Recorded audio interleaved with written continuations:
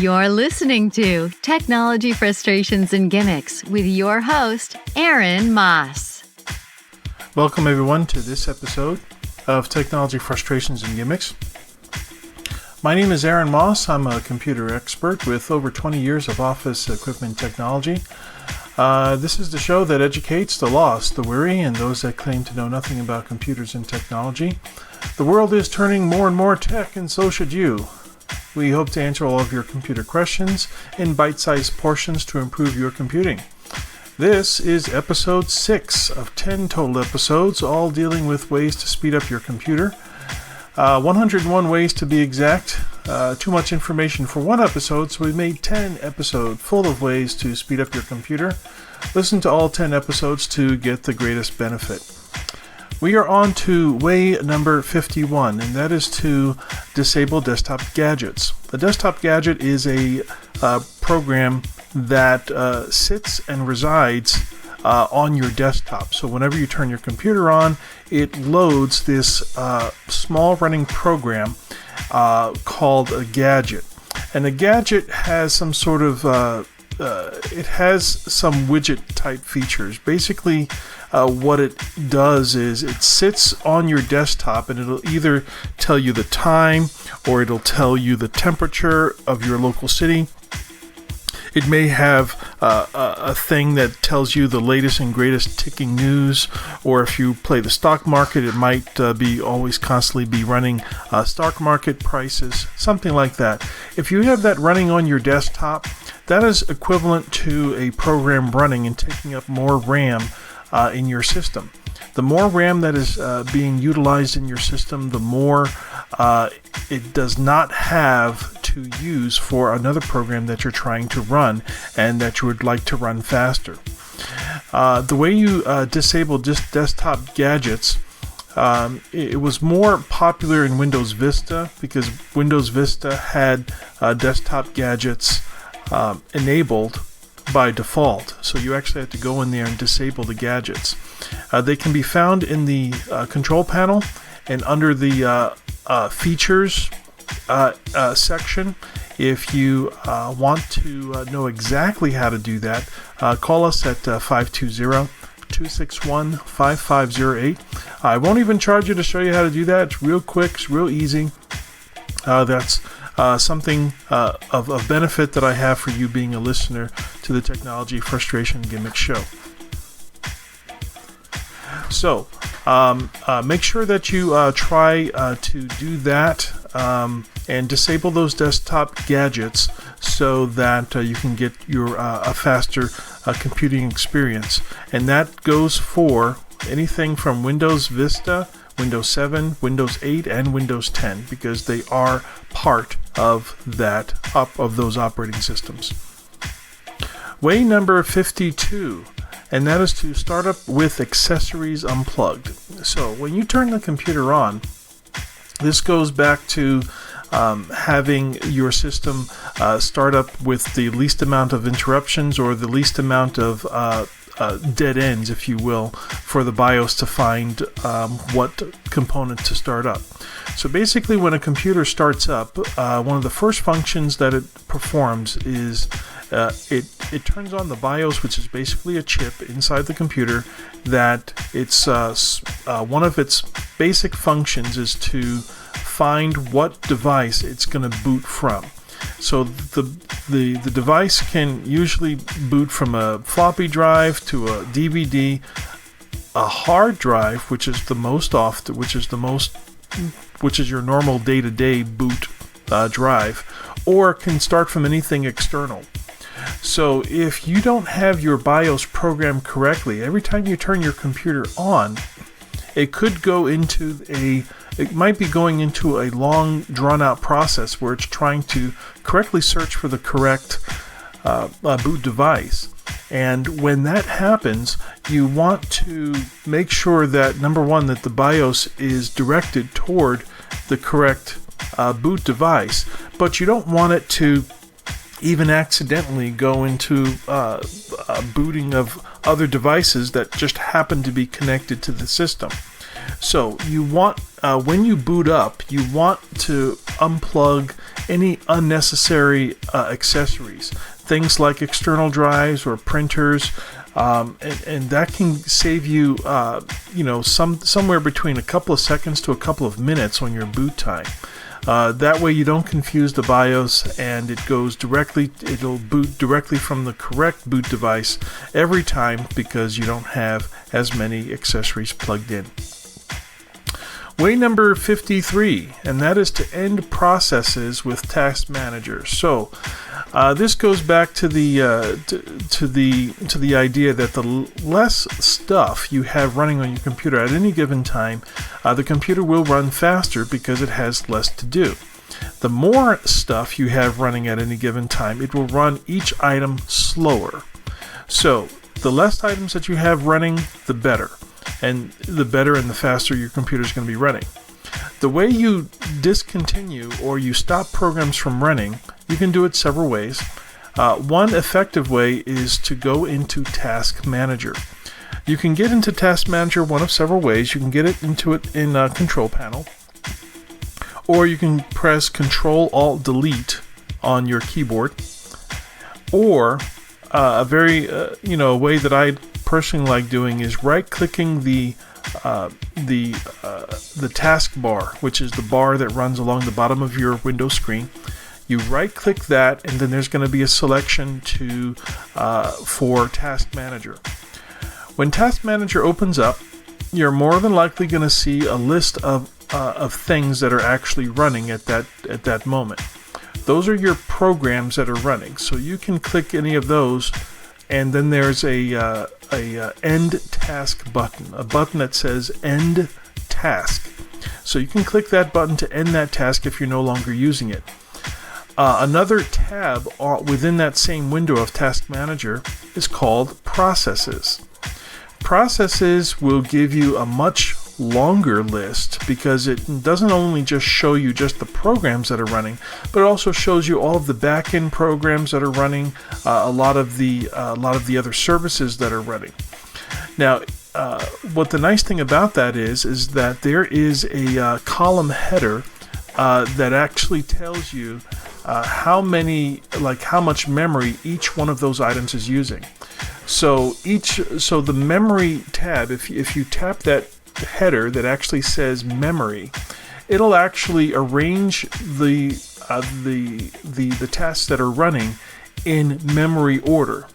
So essentially, if you put the ones that are utilizing the most memory at the top, you can actually see which program is actually using the most resources. So if you're using a program that's running in the background, it could be like something that you're using for backup, like you might be backing up your system through some backup mechanism, or it might be uploading through the cloud, or you might be using some sort of file sharing program of some sort. Those types of programs tend to use up a lot of your memory, and it can actually slow your computer down. If you're not actually using that program at that moment, it might be a good idea to end that process. So you can just click on it and then click End Process. And all of this again is within the Windows Task Manager. Okay, so and this is something that I use as a computer technician. I use this all the time. Okay, a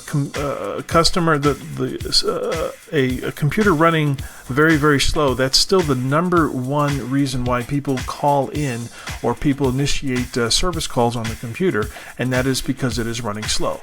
And opening up Task Manager just to get a good view of what is running is still one of the number one ways that I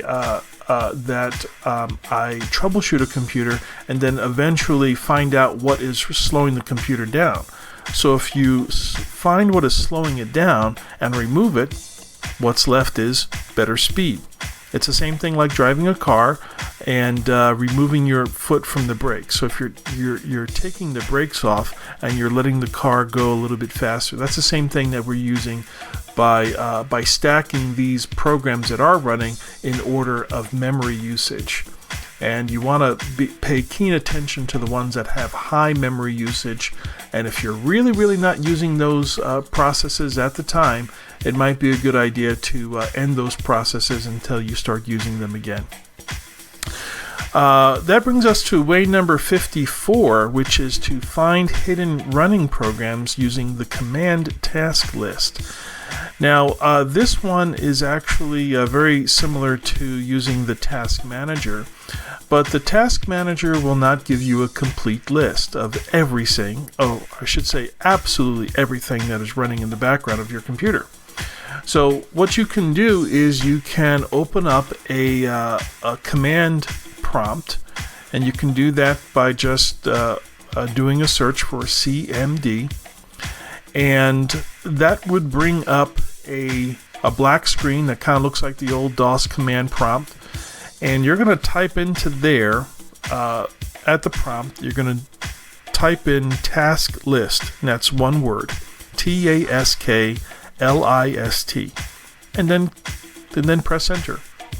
What that will do is that will generate a list right there within the command prompt of all the programs that are running currently on that computer and the amount of memory that each one is using. And what you can do is you can scroll up and down in that list, and you'll notice that list is a lot more lengthy and a lot more detailed than the one that is in Task Manager. Now, once you find something that you want to stop running, the bad part about using the command prompt is that there is no end process. So you would actually need to do a little bit of research on that particular item in order to discontinue it, or you would have to understand what program is actually using that service that's using that high amount of memory. For example, you would actually have to read it. If it has something to the effect of like a .exe file type, you know that you can find it somewhere, that exact running program, somewhere in the program file, and it might be associated with another program that you actually do want to run. So a little bit more of a research. So this is like medium to advanced level computing when we're doing this. But at least you can be cued in as to what your computer is exactly what it is working on, so that once you know, now you can turn around and actually do something about it. So that's finding hidden running programs using the command task list inside of the command prompt. Way number 55 is to remove malware. So malware is something that basically it's a little piece of program that makes your computer run maliciously. It makes it malfunction. It causes the computer to do funky things or things that it's not really designed to do. Malware can come from, the main reason why malware is even created and even spread among the internets and things of that sort is so that anti-malware can be sold. So it's kind of like someone injecting you with a poison and then selling you the antidote. It's the same kind of principle. So malware is out there. There's not too much you can do as far, there's lots of programs that say that they can prevent malware from getting into your computer. None of these programs are 100%. There are some that do it better than others. One of the high favorites, and this I'm going back maybe 10 years now, and that is Malware Remover. And there's free versions out there, there's paid versions out there, and any of these programs, they'll say that they can, but they can never do it 100%. So what you want to do is you might want to get a program that can either do a scan. One of my favorite programs that I like to use is called Super Anti-Spyware, which has a malware remover, an antivirus remover, and a spyware remover all in one, and it is very good. It runs very light. The free version is better than the paid version, so I've been using that for about a year and a half now. Actually closer to 2 years actually, and it's never let me down. But malware is, can be as intrusive as anything. But if you have too much malware, it can actually start to slow your computer down, because one of the things that it does is it causes more and more processes to run in the background. And just like we talked in those other ways, malware can very quickly fill up your task manager with just garbage that's just running in the background, doing nothing but just slowing you down. It may have some advantages to the people that have actually made it, and it might be doing a lot of reporting back to them, but it's not doing you of any benefit. And that's the reason why you're listening to this show, because you want to know how these things can benefit you and benefit your speed.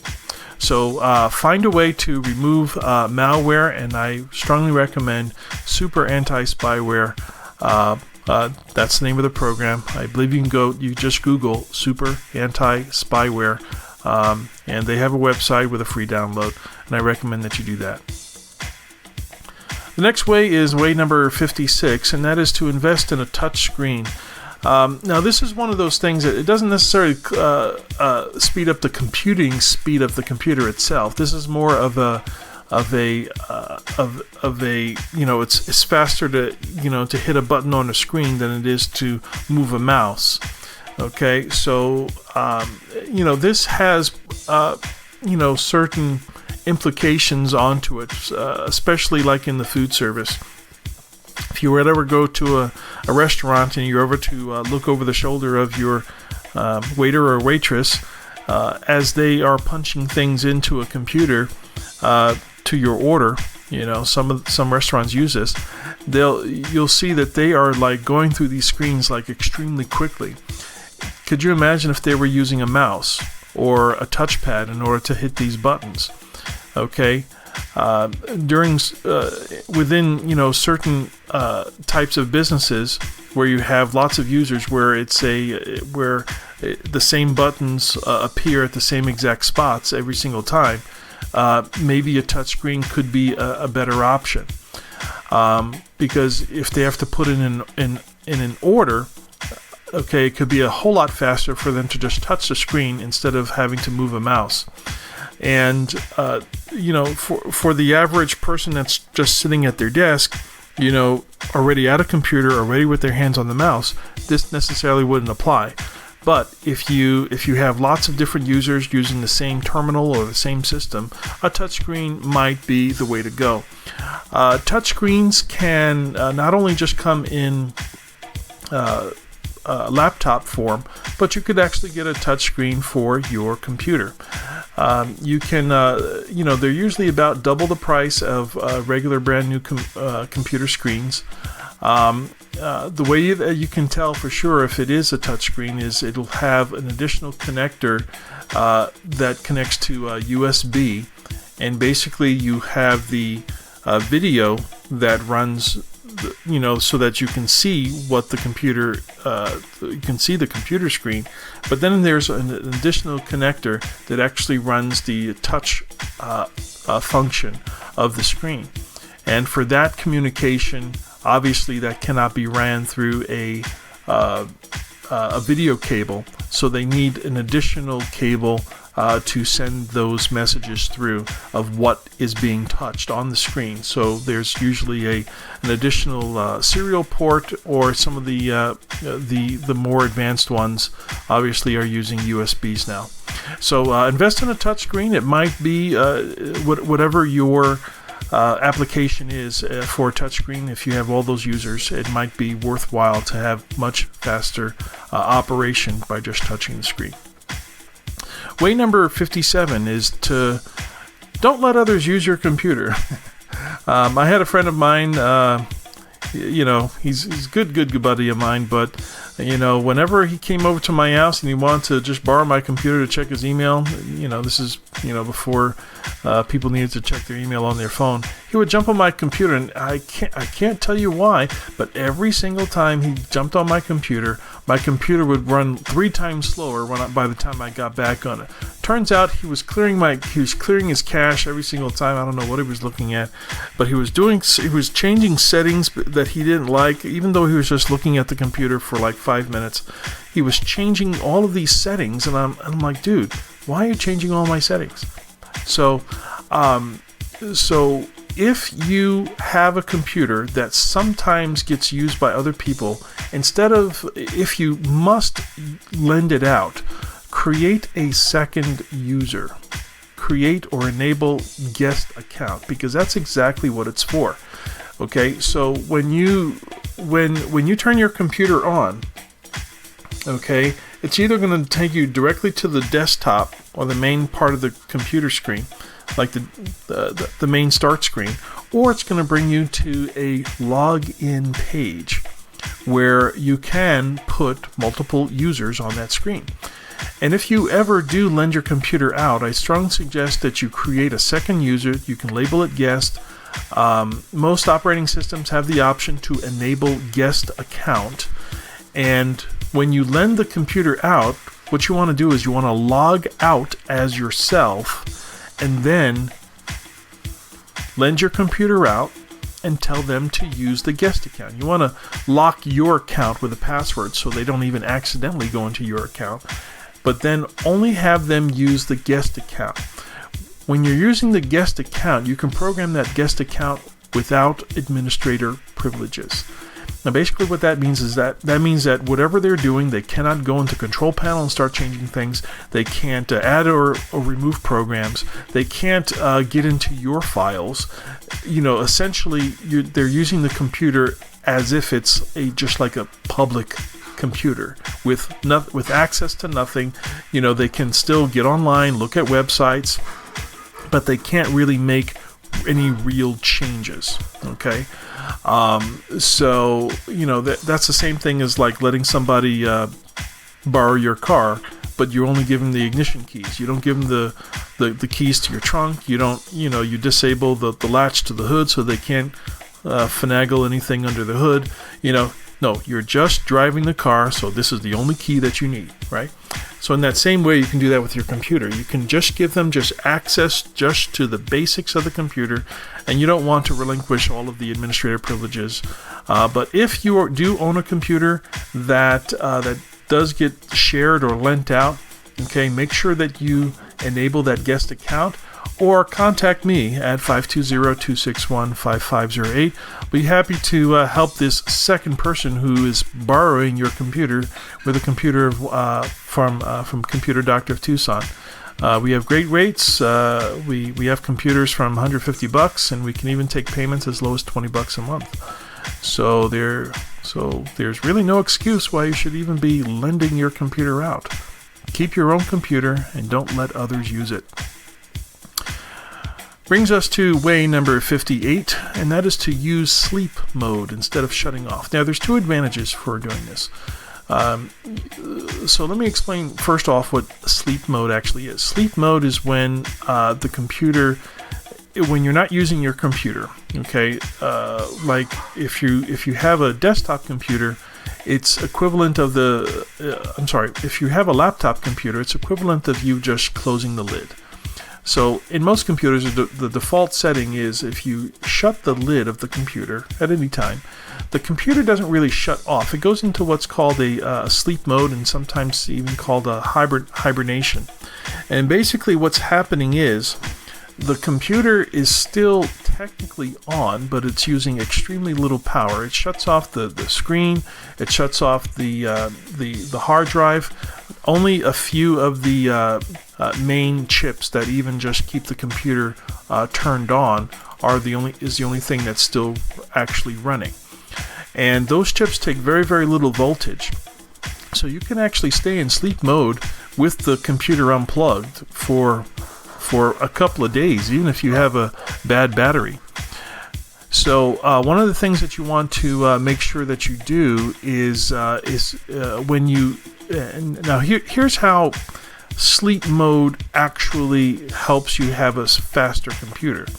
And that is, when you're coming out of sleep mode, your computer doesn't have to go through the entire boot process. It just kind of just opens up and just goes exactly where it left off.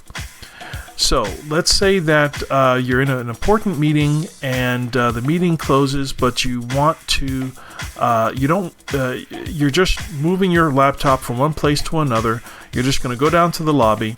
Okay, you close your computer.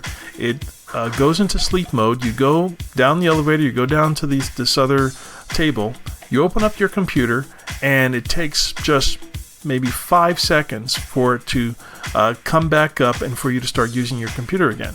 Whereas if you had to shut the computer down, you have to go through the whole process. You have to close all your programs, save everything, and then wait for it to actually completely shut down, then close it, put it in your bag, and then go back downstairs. And then when you're back downstairs, you gotta open it back up, wait for it to boot all up. Could take 1 to 2 minutes usually, and then you have to wait for all the icons to appear on your desktop. See, all that takes time. If you went straight into sleep mode, you would just close it, and then you would have complete computer access in just a couple of seconds. It also comes into handy if you're rushing into your office and the phone is ringing. You pick it up and there's a client, and then you say, yeah, the client needs information that you have on your computer. So what do? Do you tell your client to hold on for 2 minutes or 5 minutes until your computer boots up? Or you can just say, okay, sir, just give me a few minutes, or just give me a few seconds.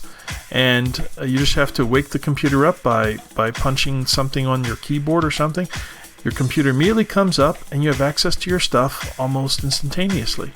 So in that way, going from no activity to some activity, that's where doing things in sleep mode is way faster than doing complete shutdowns and complete boots. The other way that sleep mode can actually say, this is actually something that I learned when you have a failing motherboard. Now, there are some computers, especially laptops, and I've seen this several times in HP laptops. You can have a failing motherboard. And one of the notions of having a failing motherboard is that the computer will have a hard time starting up. Like, you'll shut down and you'll have no idea when is going to be the next time that you're going to be able to turn that computer on. Or any computer where it's very, very difficult to turn it on. Sometimes it turns on, sometimes it doesn't turn on. Like the really, really tough computers that are hard to turn on. If you are having a computer that's hard to turn on, or if this is just starting, okay, instead of turning the computer off, just let it go into sleep mode. That way it never shuts off and it never has to boot. But this is just a workaround until you get yourself a new computer. Okay, and then once you get the new computer, you have to transfer all your data over to the new computer. We do that here at the Computer Doctor of Tucson as well, so if you need help with that, give us a call.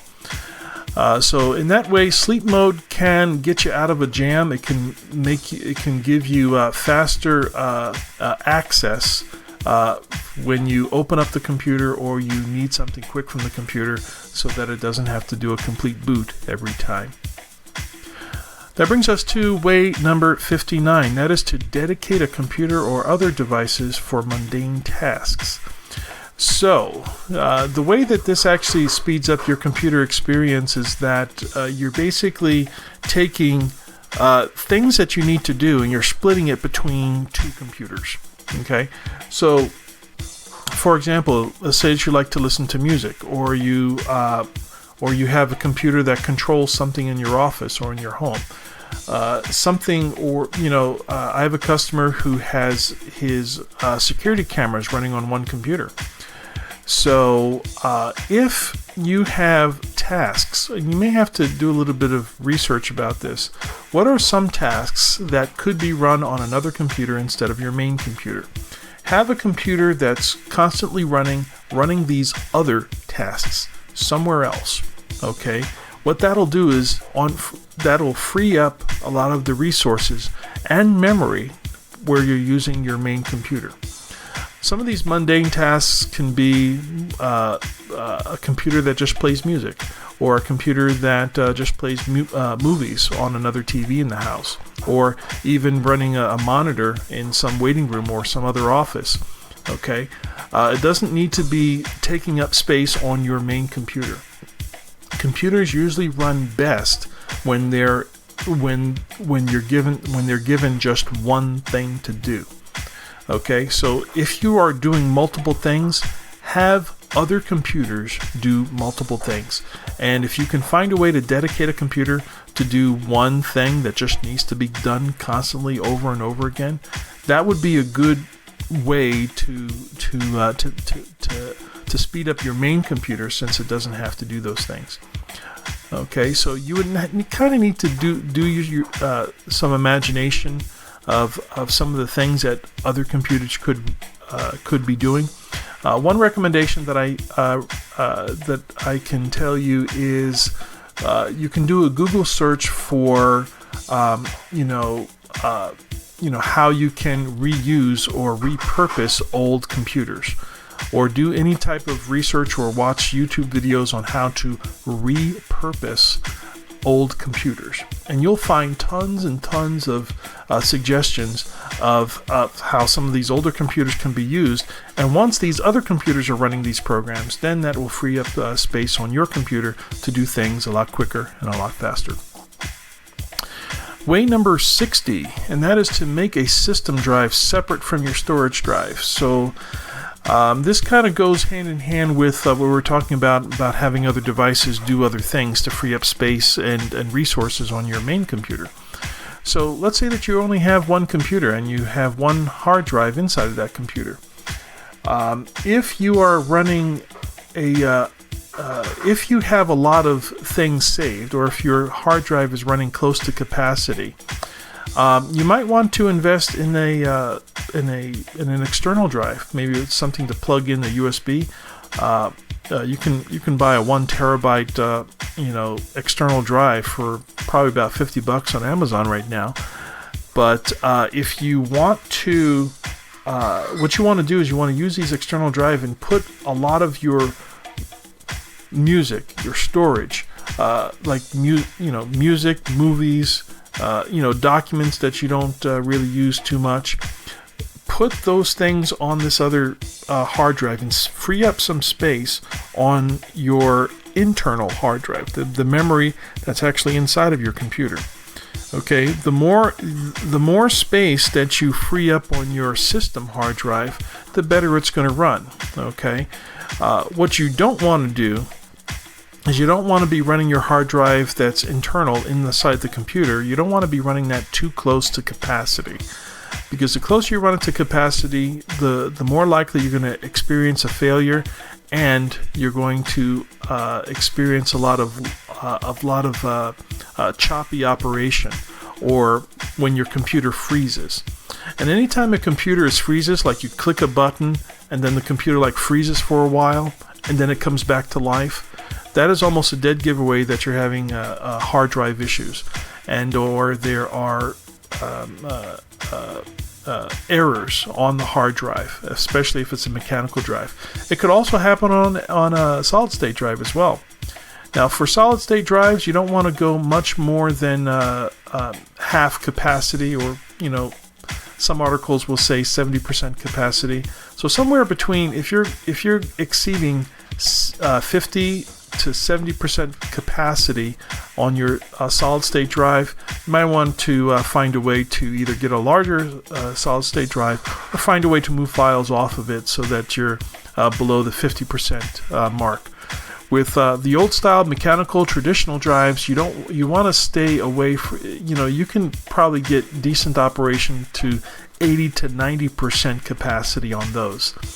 But once you start getting close to those capacities, you want to start moving some of these files over to an external drive and keep a lot of that memory space free in your system hard drive.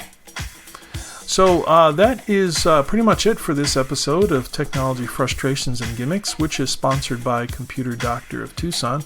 We can do some amazing things over the phone with our over-the-phone tech support, which is available across the United States. If you can call our main number, which is 520-261-5508, or visit our website at computerdoctor.xyz. Computer Doctor of Tucson, because technology is great when it works. Now, regardless of what platform you're listening to this podcast, there is a share button somewhere on that page. So please help us out to improve the show, and share it with your friends, family, colleagues on your social media, email, or direct them to the podcast website at www.techshow.xyz. Please stay tuned for more episodes of our show. Until then, see you next time. This episode of Technology Frustrations and Gimmicks is sponsored by Computer Doctor of Tucson, because technology is great when it works. For more of our podcasts, visit techshow.xyz or wherever you listen to your podcasts.